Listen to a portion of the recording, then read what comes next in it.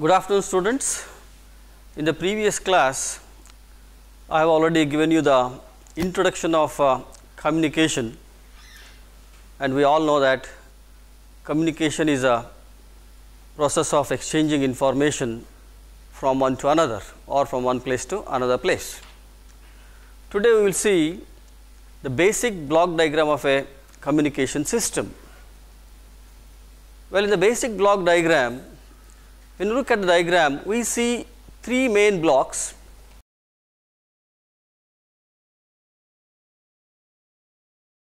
One is, the first block is transmitter, the middle block is transmitting media or channel, and the next block you see is the receiver.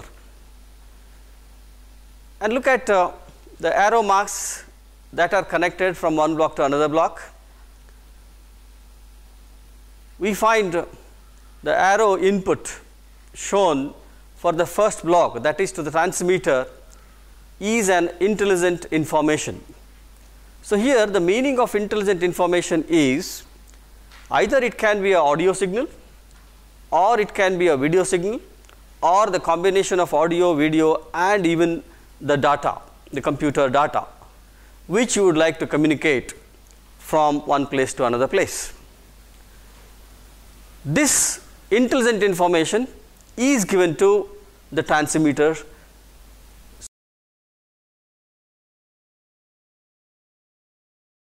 circuit. What does the transmitter circuit do?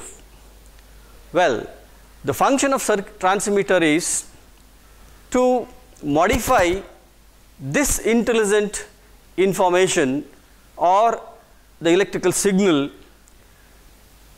in such a way that it suits the transmitting media, because all the intelligent information which we would like to transmit from one end to another end cannot directly fit into transmitting media.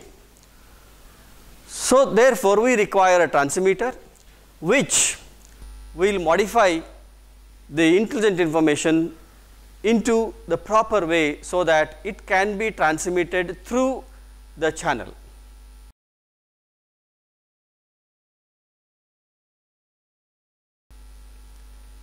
Then what is the function of a channel?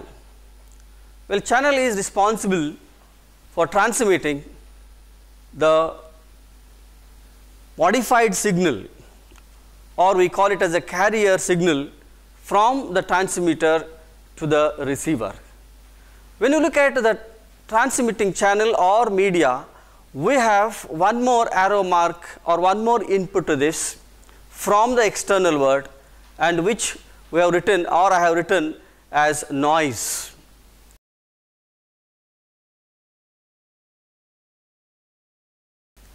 Well, here whenever the information through the carrier wave is transmitted through certain media or channel, in the channel or in the media, there is always a noise which gets mixed up with this transmitting signal.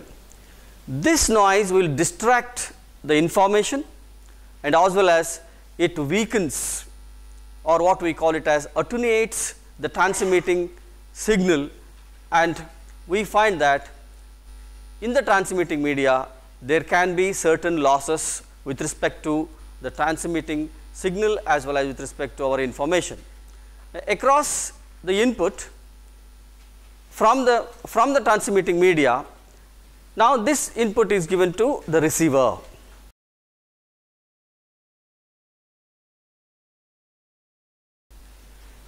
So, receiver's function is to receive the carrier signal, or what we call it as a modulated signal, and here it has to identify the signal to be received, or the intelligent information to be received, and it has to extract the modulated signal, and whereas it has to reject the carrier signal.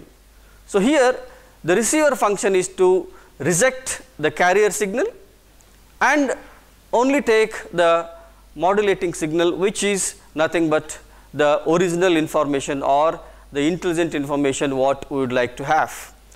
And from the receiver, the output is connected to a output device. The output device can be a picture tube if the signal received is a video information, and it can be a loudspeaker if the information received is a audio, and similarly it can be a electronic device if the information received is a data signal.